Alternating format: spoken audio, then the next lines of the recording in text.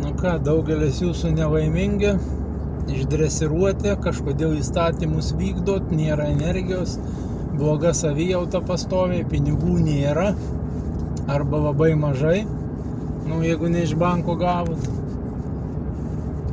Ir nesuprantat, kaip galima kitaip gyventi, ne?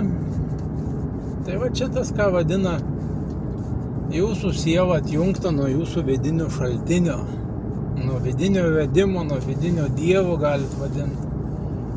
Ir va šitą dalyką reikia atstatyti. Va aš tą darau. Kad jeigu tau retkarčiais ten tik prasimuša švieselė, tokia atrodo, kad tu čia tuoj rasi išeiti, arba kažkas tai pas tave išsispręs, pasidarysi, tu pradėsi gyventi, vat, tuoj realizuosiesi ir vėl staigiai užslopina ir vėl tam pačiam liūne gyveni. Tai va šitą šviesulį tau reikia sugrąžinti, aš tą darau.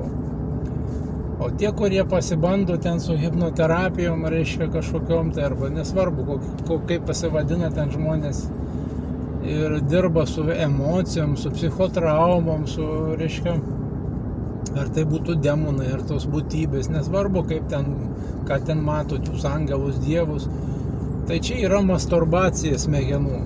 Tai nėra tas, apie ką aš šneku.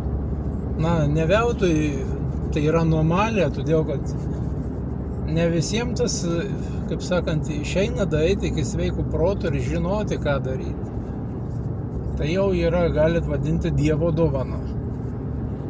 Ir šitą Dievo dovaną reikia vertinti, nes yra šiokios tokios taisyklės, kai jūs visi galvojat, kad jeigu kažkam davė Dievas kažkokią dovaną, tai reikia tada dalinti ją nemokamai. Tai tada tas, kuris pradės dalinti nemokamai, gaus pats pendelių nuo viso gyvenimo, arba galit vadinti nuo Dievo, kad išmoktų šiokias tokias taisyklės, nes jos šiokios tokios yra. Tai va, kai nuspręsi, kad jau nebenori kankintis, tada tau reikės tokio kaip mano pagalbos.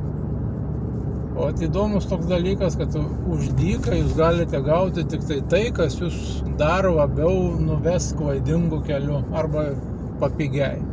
Visi šitie chaliavos norėtojai turi, visada yra kaina, tik tai jeigu tik tu nori per kažkokius apgaulę, per išviliojimą, pamykimą, per aukos poziciją gauti naudos, tai ta tavo nauda jinai išlys per kitą galą. Visada taip bus. Vat yra ir čia taisyklės.